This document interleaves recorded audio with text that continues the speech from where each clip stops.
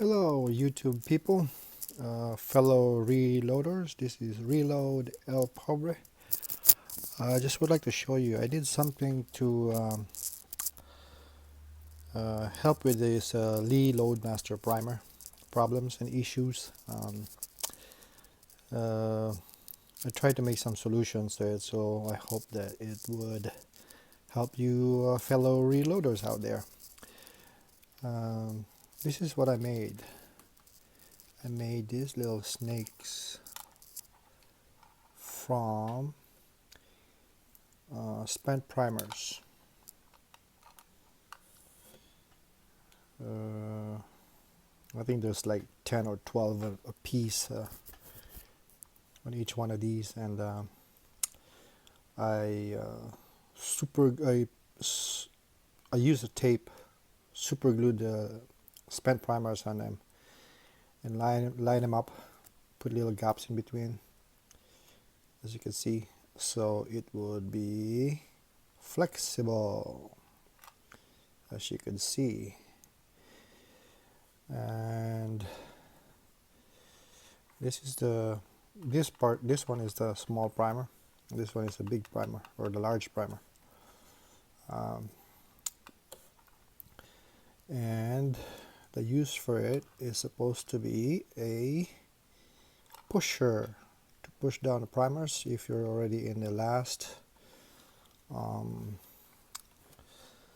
few, so you don't have to reload this primer plate, or yeah. Oh wow, it's kind of hard to do it one-handed, huh? Yeah, so what it is for is this. Oops. It's, if you're in the last few, or your primer is I don't know, the one is in the primer trough, or trough. If you're in the last 5 or 4, even probably even 8 primers left, there's not enough force to force it down.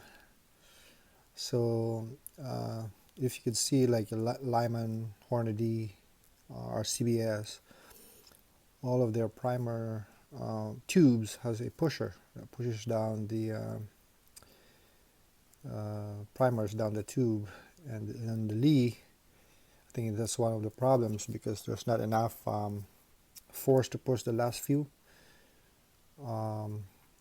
The primer doesn't load, so you'll have unprimed cases.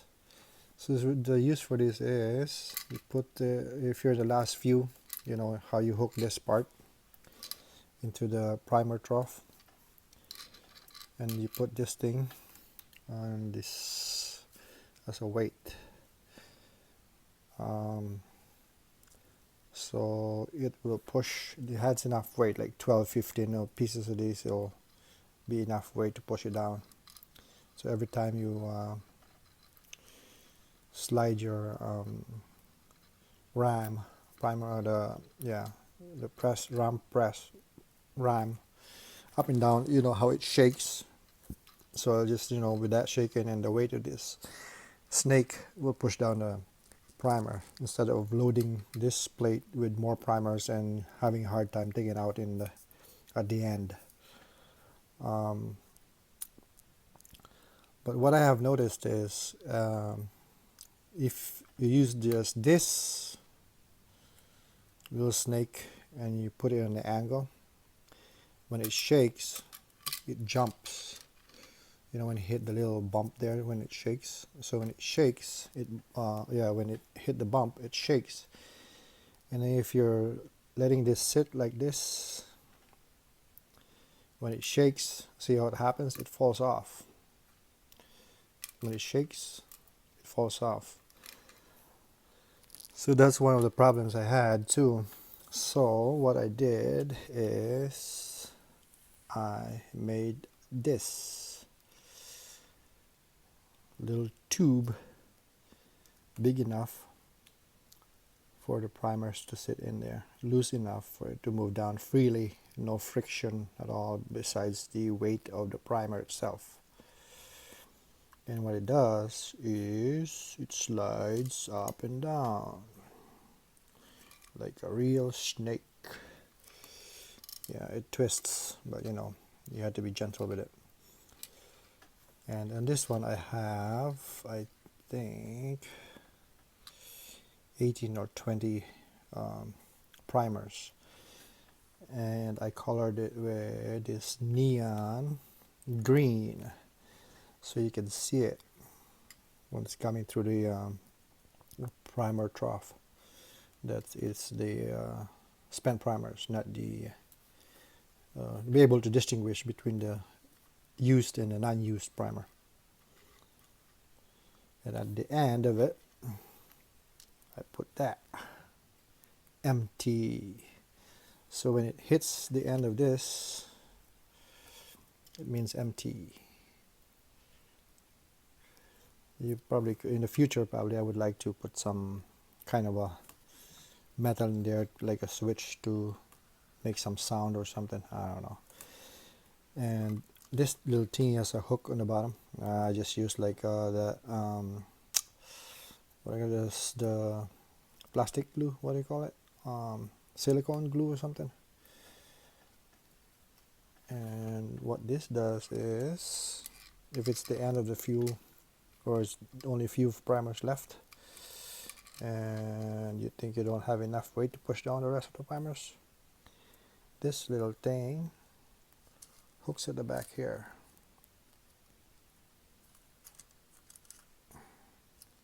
Hooks at the back.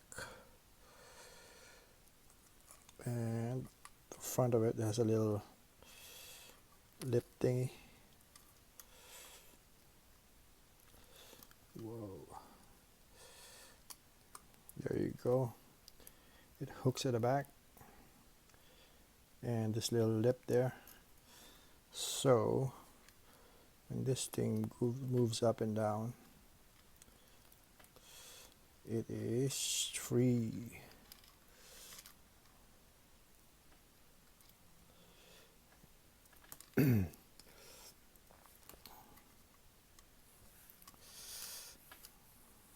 There you go. I'm sorry I'm moving too much here because I'm doing it one-handed.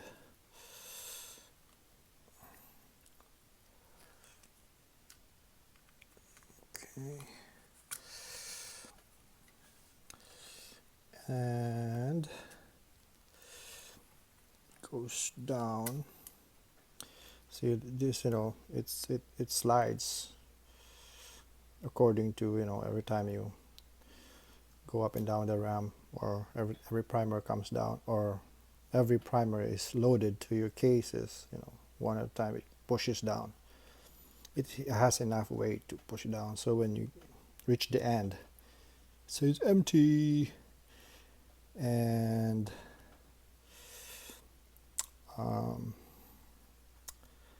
this length, the length of it is like, it sits on the, this last one sits on the side of the you know, the slider thing, this slider, you know, the slider here, so just enough for it to sit there. And this one, that's why I made this little thingy, because when it shakes it doesn't come off. So what it does is like this. So when you let it sit at the back, here we go, right here you hook it. When the last few primers is in the little tube there, this one is pushing it. See, just slides. So it's empty because there's nothing in there. And making this little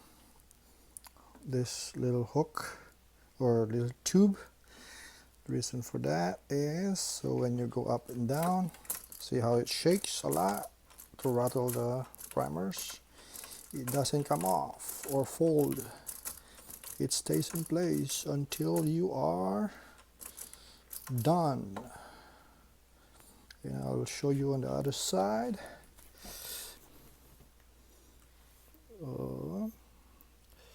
Let's put some light on.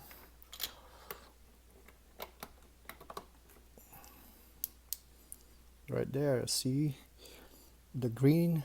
That's why it's colored green, so you can see it goes up and down. And at the end there, where this little slide, see that? I put a hole on top the primer trough.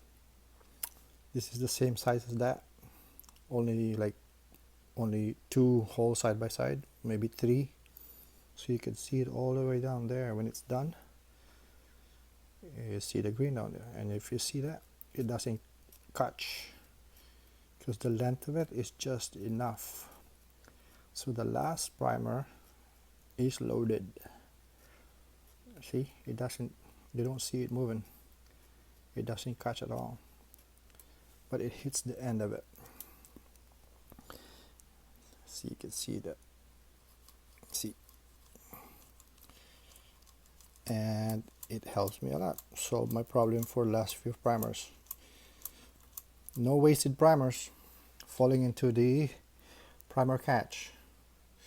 So that's another solution I had for my primer issues. It's free, you know. It's instead of throwing out some dirty primers, just wash it, clean it. I even leave the anvil in there and just paint it so you can see it. So the only expense we have is the tape probably and super glue, but that's the only thing, basically free. So hope it will help you guys with this idea. See you in the next video. Give me some likes and some subscription if you would like. Thank you very much for watching. Reload El Pobre signing out.